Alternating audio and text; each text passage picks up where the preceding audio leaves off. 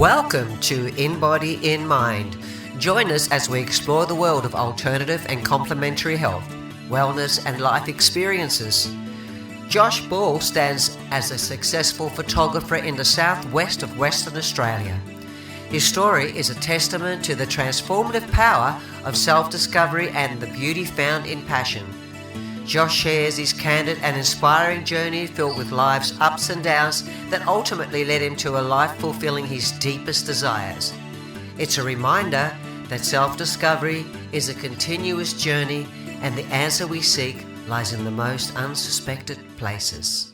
With me today I have Josh Ball, who is a photographer, but he comes from a very interesting background, from air fridge mechanic to electrician to farmer, but I'll let Josh tell you these stories because they're pretty amazing. What catapulted him into this phase of becoming a photographer. So I'm glad you're taking the time out to be with me this morning. And so where do we start, Josh? So you're born on the farm. Tell people about your life on the farm. Yeah, so I grew up in a little country town called Dumbleyung. It's a wheat and sheep farm, 6,000 sheep, 12,000 acres, and I loved the upbringing of the country life. It was incredible, and then went away to boarding school because there was high schools. My closest high school was Narrogin. Didn't love it, got bullied, and told my dad I needed to get out of there. So he actually went to Hale in Perth. So I ended up going there the Thursday prior to starting year 10, so I went away to boarding school and then left boarding school and then didn't really know what I wanted to do out of school. Like everyone else, we were just trying to find our feet, had no idea. And then one of my friends was becoming an aircon refrigeration mechanic. And I said, yep, I'll do that. That sounds all right. And then just started doing that as an apprentice. And what was that like? Was that a 4-year apprenticeship or 3-year? That was 3.5 years. Oh, wow. Yeah. And was it a good thing to do, or how did you feel about that? Were you happy with learning how to be a mechanical, engineer in a way for fridges and air conditioning? Yeah, well, most of it involved literally just crawling around in a roof, installing air conditioning, ducted air conditioning, split systems.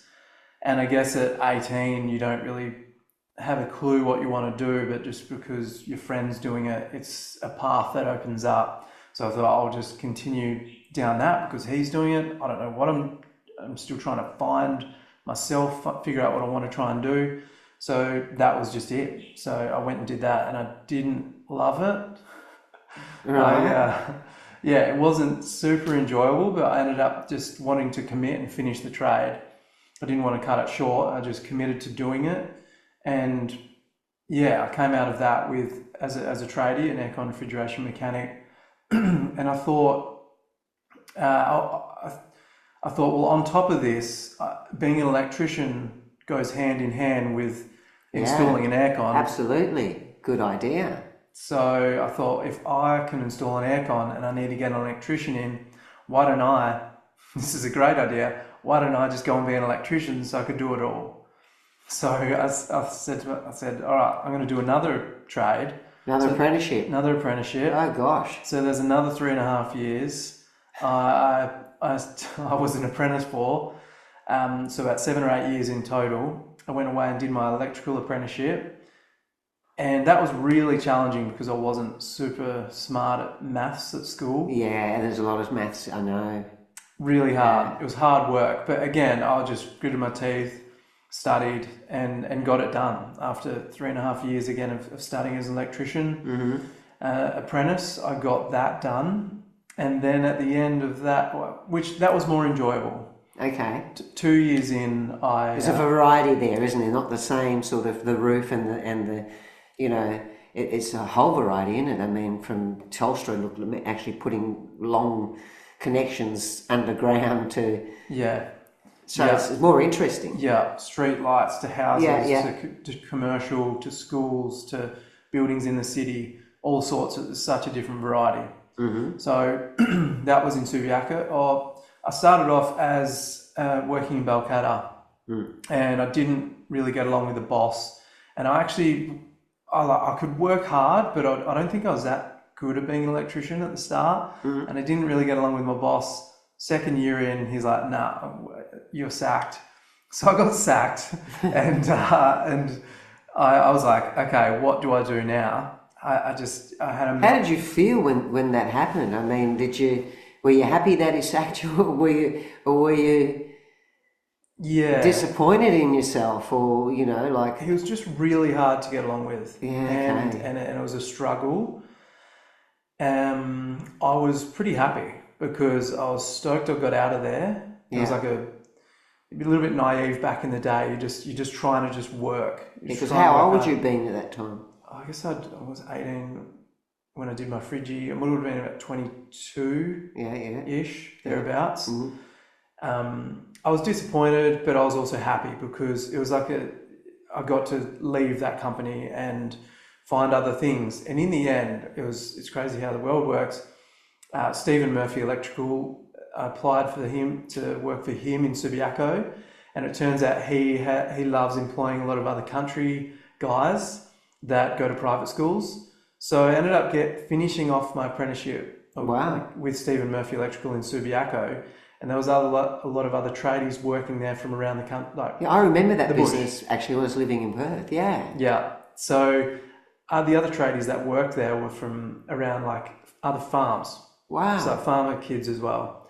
So we had a lot more in common, and I really enjoyed it, and I got along with everyone there. Yeah. So that was, yeah. So you finished your apprenticeship there. Yeah. And then, so what happened after that? I mean, you weren't happy being an electrician either. I could just feel that there was something more. Okay, that's interesting. Some sort of potential creative pull. I remember just my brother going traveling. Both my brothers went to Europe. And in the last year of being an electrician, I just started to think I needed to finish my trade as an electrician. I've just spent 8 years being an apprentice. Yeah.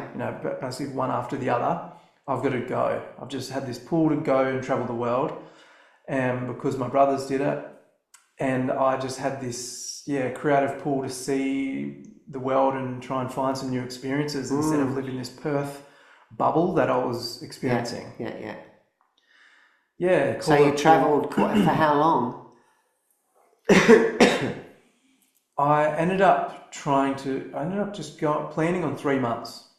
All right. Me and my mate just said, let's go over to Europe for 3 months and just go to as many countries as we can. Yeah. Turns out I could apply for a British passport, so I could potentially stay there if I wanted to. Wow. So I ended up getting a British passport, planning on 3 months. Loved it, didn't want to leave. So I ended up staying there for a total of 18 months in the end. So about really? a year and a half. Mostly in England. What did you do there? Did you work there, or did you just kept travelling and checking things out? Yeah, I initially was like, we'll just travel for 3 months and not really work and just see. And then once I realised I loved it, I thought I need to stay here. I need to get a job. And so I started to figure things out that way. And in the end, I lived in London.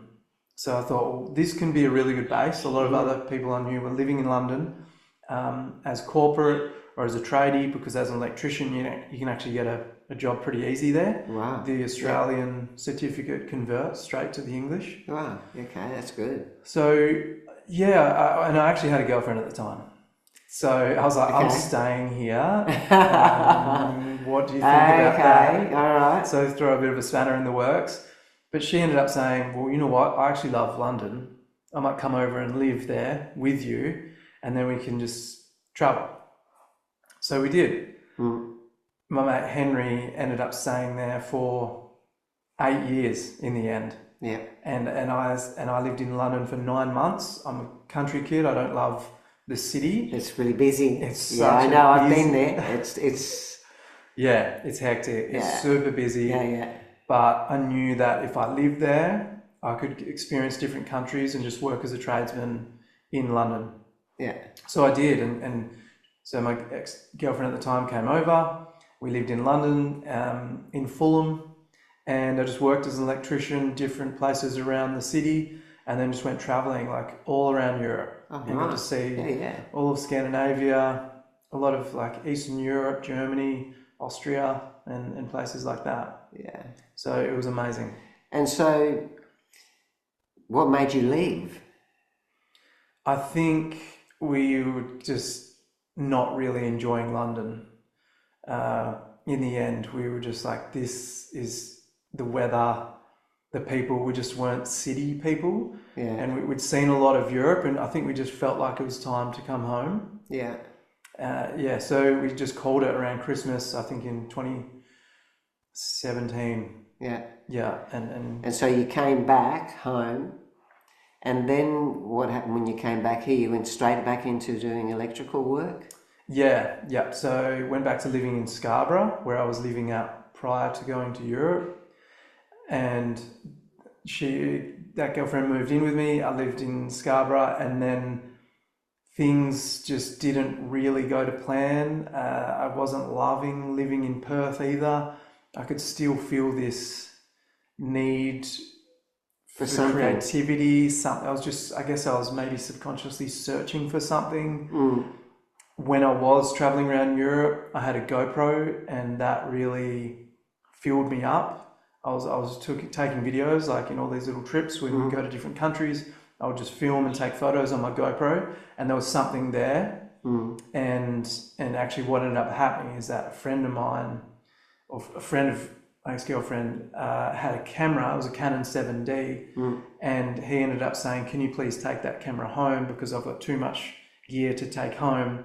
So I was like, okay, I'll take this Canon 7D home with me back to Perth. And so I just started to take more photos with it and shoot more while I was back in Perth.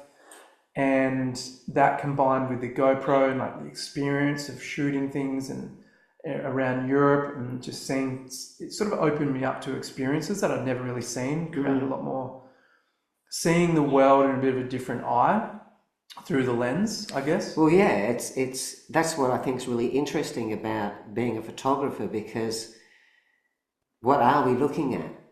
You know what I mean? When we're just looking at something just now, for instance, I'm looking at you, right? And whatever my mind, because the eyes are they're only taking in what I'm looking at, but the brain makes out what it is. The brain actually says, well, this is what you're looking at. You're looking at Josh, right? But if I had a camera, I'd be looking at you differently. It wouldn't be the same. Because I know, just as a person that takes a photo of my husband or family or whatever, I know that when I'm looking for it, I'm not looking the same way as I would if I was not having a camera in front of me. You're looking for something through that camera, which is, it makes it all different. It definitely does. And I can see how people can actually become so creative with it, because it's a whole new, it's like looking through another lens. It is. It is, isn't it? Yeah. Because you had a bit of an episode where you really lost yourself, right? Was that while you were doing the filming, while you were actually playing around with these cameras, or what happened there? Yeah, that was when I moved back to Perth. And you were in Scarborough and things weren't working out? No, I found myself in another city again. I miss the countryside, I miss the farm, I miss the nature, I miss the open spaces. And Europe just opened me up to so much potential around what you could do. It just really opened my eyes to other people that were photographers. I met one of these guys that were working at GoPro, and they had an amazing job, and I saw that, and then I sort of fast forwarded back to just being an electrician. And I thought there's so much more I could do. I was just searching for an enjoyable job. Being a free something that you could become passionate about. Because most people today, a good amount of people, aren't really happy with what they're doing. They're not really fulfilling what's really within themselves and the thing is, they stick with what's familiar because it's easier than to step into something that's unknown. So you actually went into unknown territory. So from Perth, you moved, when you were going through these stages, you moved back to the farm with your parents, is that right? Yeah. Yeah, so I split up with my girlfriend at the Oh, that would have time, been hard too. which was Yeah. hard work after 4 years, Yeah.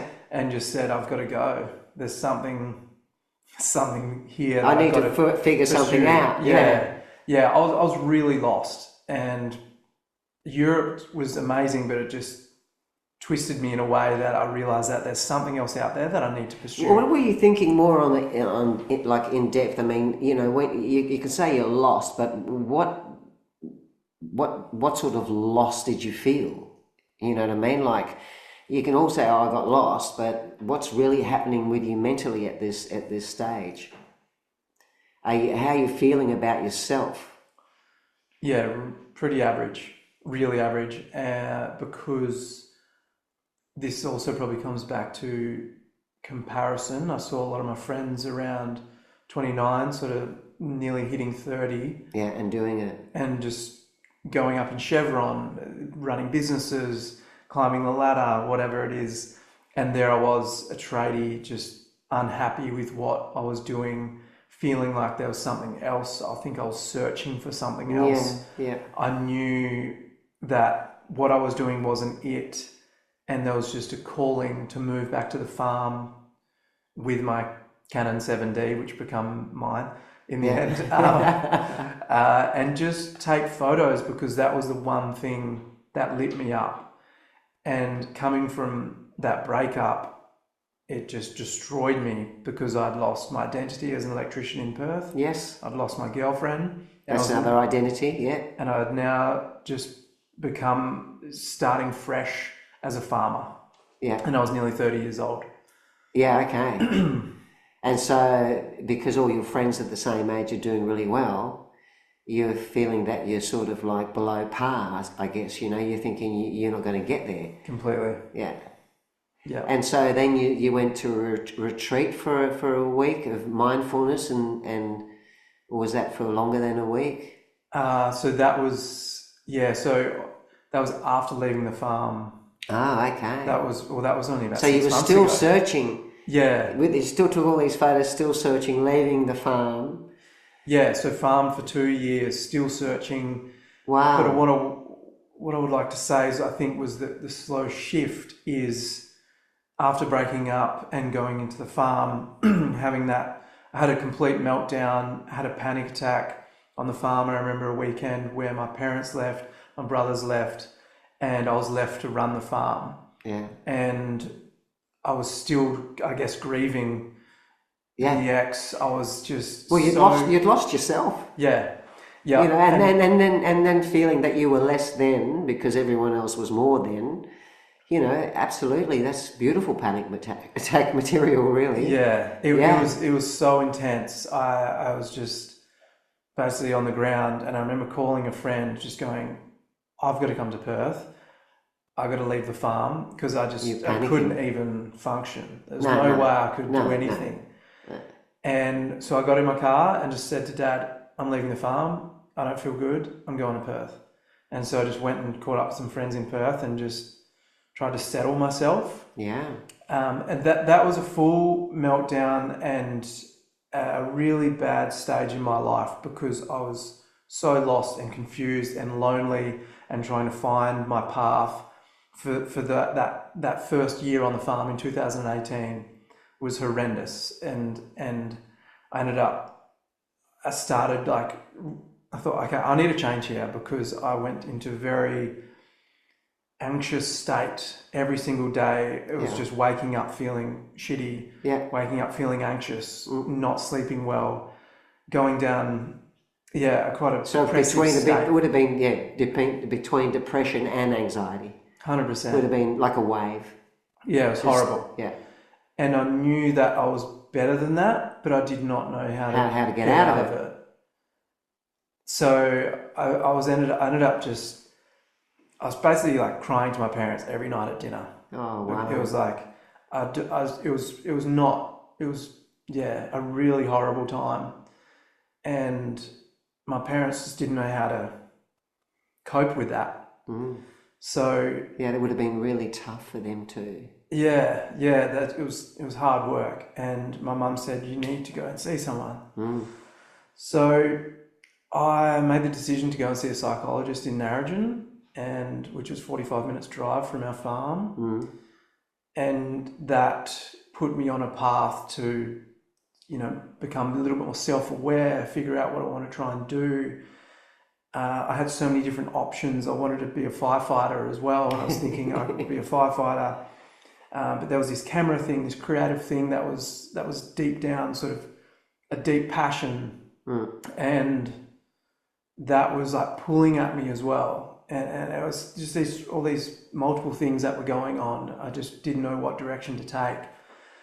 But I knew one thing is that I needed to do the work. I needed to improve my mental health, because there was one night where I was just after the pub, because we go to the pub after football a lot of the weekends, drinking. After I drove home one night drunk, and I just fell into pieces when I was driving, and I just felt completely worthless. And I was just, alcohol just does some really dark things to you. And I was but it's at the time it's an escape from not being able to face up to yourself. You do these things so you can deaden what you're truly feeling, because you can't cope with what you're feeling. Yeah. So I was ready to. I don't want to say kill myself, but I was ready to. I guess. Well, there's a lot of those thoughts are pretty normal.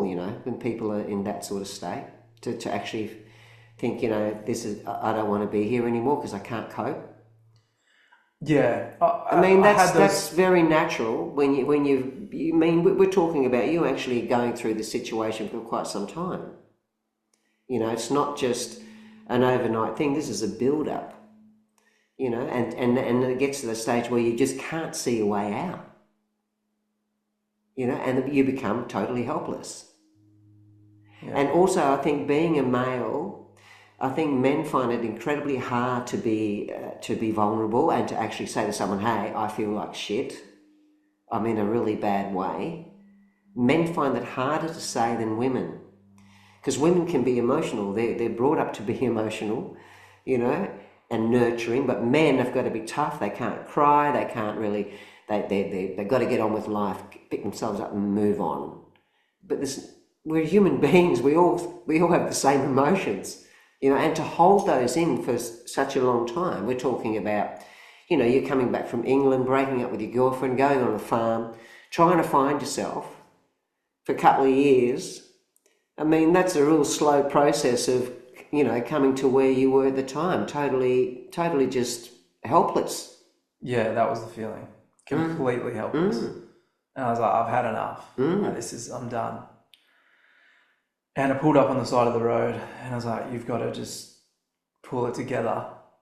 There has to be something.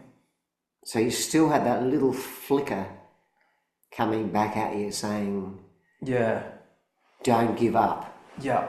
That's brilliant. That's really good. That's a beautiful story. And so how did a retreat come into your mind? Because that's something totally different when you're going into mindfulness, because you weren't brought up with any of that sort of stuff.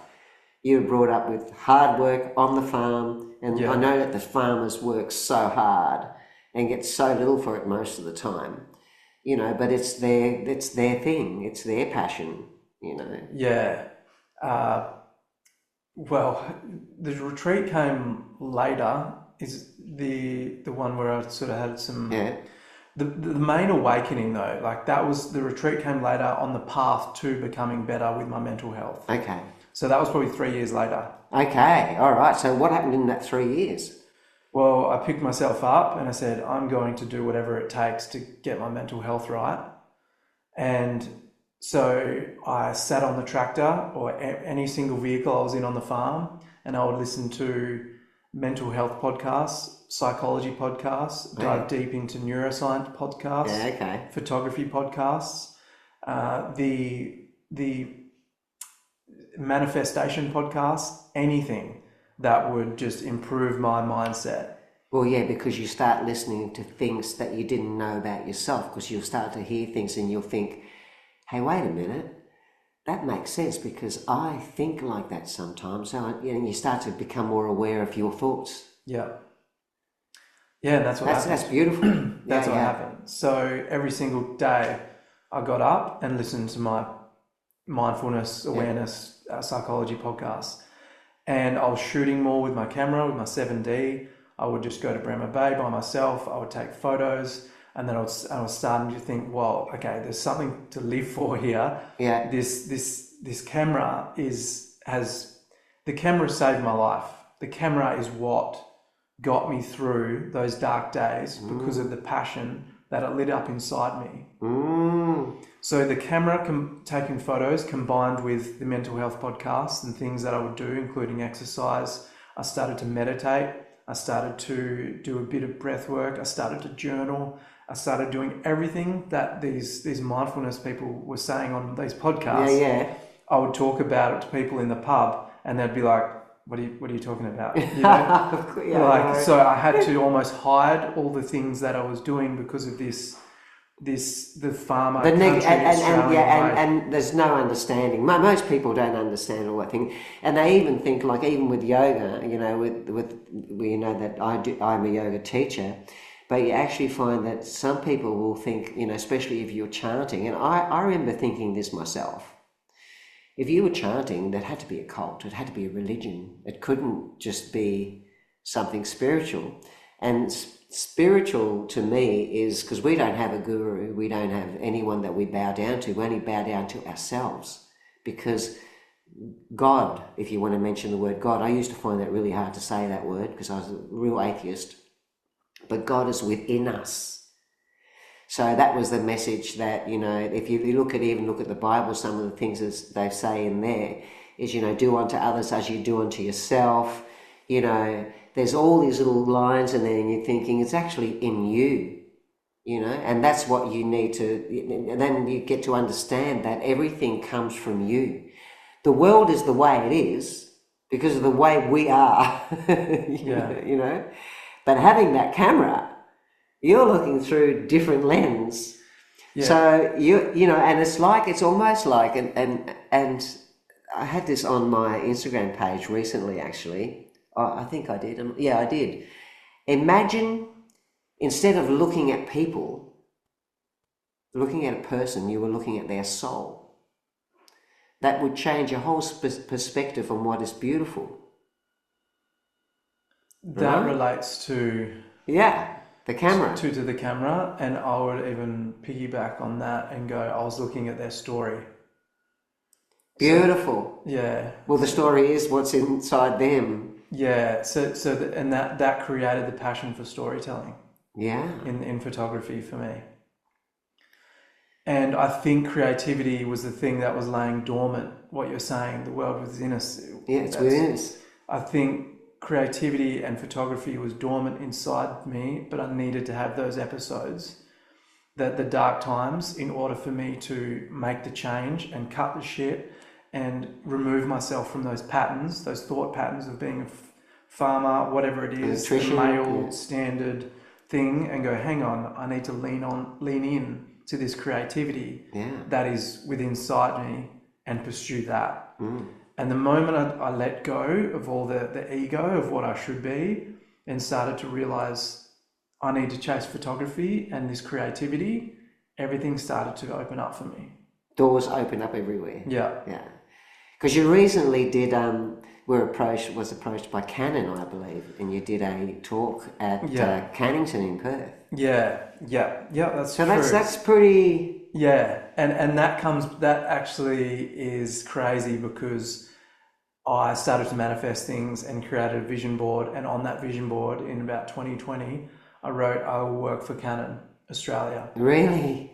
I've got a photo of it, and my theory from all the work I did was to make decisions to whatever aligns to work with Canon. So every single day I made decisions to work with Canon, to start educating, to put myself in front of the camera, to help others, to be of service. And then, 2020 I started. Well, I can see where that's coming from, because this saved my life.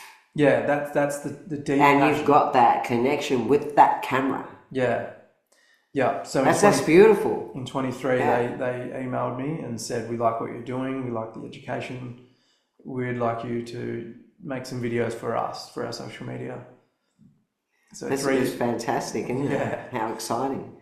And that was the top of my list to work for Canon Australia. That was Yeah. the very top of my vision board. Yeah. To come from that time that I was just having a meltdown in the car driving home from the pub to 3 years later, or probably a bit more, four or so years later to now be working for Canon Australia.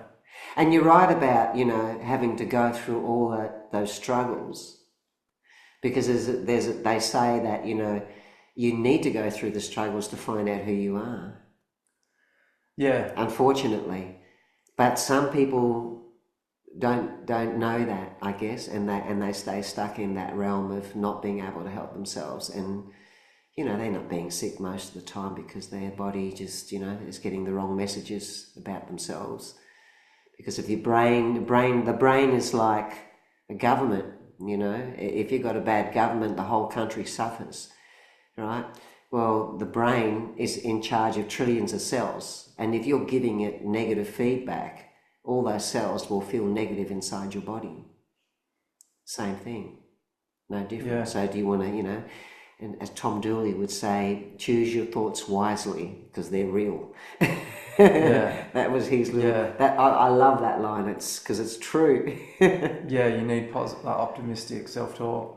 Yeah, Yeah, and that was a part of that. And we'll always have that. Because our thoughts are an energy wave, so it's just a wave, and it's got to have its ups and downs. It has to have its ups and downs, because then you wouldn't know what was great and what wasn't great. You wouldn't have these elevated feelings. There's no way. I think the only person that could probably live on that parallel line in the middle there, the neutral mind, would have to be the guys that sit down and meditate all day. And they've been doing it for years, like the Buddha or. I think they're the ones that would never get faced either way. They just stay on that level path, which I can find myself in sometimes. 24/7, I'd love it. Nice. But the ups and downs are quite natural, and sometimes you need to have that little bit of a jolt for your next mission or your next door that's going to open. Yeah, I think the downs create pain, which force us to change. And that's what happened. I was telling myself a lie, programmed. And you were trying to be like other people. Yeah. Really, you were trying to fit in. Yeah, which is that's a fantastic journey. And I'm so glad that you can actually share that, because it's important, because someone would be listening, maybe feeling the way that you felt at the bottom of the pit, and how you've picked yourself up. I think that's a really important thing, and being vulnerable to be open like that, to share that is a blessing, that alone. And I think that story you can even tell when you're doing your workshops with your camera, or like it's something that you can bring out, because you find that when you do that, you share that, others will share their experiences. Yeah, definitely. Especially the males, the men, they're not on a good end of the bargain, I think, as far as their emotions. But what else was I going to say? So when you're filming your photography, what do you enjoy photographing the most? Yeah, I had this question recently, and I really love the lifestyle aspect, the storytelling aspect, and there's no one genre. I would just say that I love photographing someone that is in their craft and super passionate about what they're doing. And when someone else is in that element and in flow, I'm in flow photographing that, the energy just seems to sync, and we both can just have such a powerful creative experience, and then we both just can create anything together. And I just think it's storytelling when they're doing their thing, and I get to capture that. Yeah. You both just... And they're just naturally doing their thing. Yeah. So it's like not setting it up too much. Not it's a just pose. saying, hey, do this. And I do love to direct a bit, but to get like good composition and for the light as well. But it's also just someone that is loving their craft that I get to experience that and capture that. Yeah, so you're working with, you're doing weddings and all that sort of thing. You tell me where you're heading with all your photography. So you're doing weddings, parties. Yeah. So weddings, I had 22 weddings this season. I've got a bunch of lifestyle clients, or like breweries around the southwest. Oh, breweries, lovely. weddings, Pilates companies around, and wellness companies around the southwest. Some clothing companies. So it's That's really great. a lot of lifestyle stuff, which I love, and a lot of weddings. Yeah. So I get to work with people at weddings and have fun with them, and they're on the dance floor. There's a lot of love. It's really beautiful. Cool. Yeah. So how do people get in touch with you if they were interested in you doing some photography work for them? Great question. It would be the simplest thing is Instagram. Okay, Instagram. Josh Ball _images. _images. I'll put it at the end of the tape anyway. Yeah, that'd be great. Have you got a website yet? And a website. Yeah. Have you got a website as well? Under Josh Ball? JoshBallImages.com. Okay. Yeah. Because your website would have a showcase of your photos. Portfolio. Yeah, which would be great for people to look at. Yeah, definitely. Yeah. So that's... Well, that's great. That's awesome. Thanks for sharing all that amazing growth. There's a lot of things that went down there, and you said you wanted to tell your story because you do want to reach out to people that are feeling the way that you felt, because you remember how you felt and you were so lost. So sharing that out there, you're giving people that inspiration that there is a way out. Totally. And if they want to get in touch with you and say, hey, Josh, I wouldn't mind having a chat to you, maybe you could even say, just get in touch with me on Instagram. And well, I can relate. I can totally relate. So to someone important to relate. Who is maybe battling falling into that trap of doing something that their parents told them to do, or their high school, friends, the path or whatever it is. And it's like, you have to put that aside and lean into your intuition and go, this is what I really love doing, and pursue that. Yeah. No, fantastic. Well, thanks, Josh. We hope you've enjoyed this podcast, and we look forward to your company in our next episode, In Body, In Mind.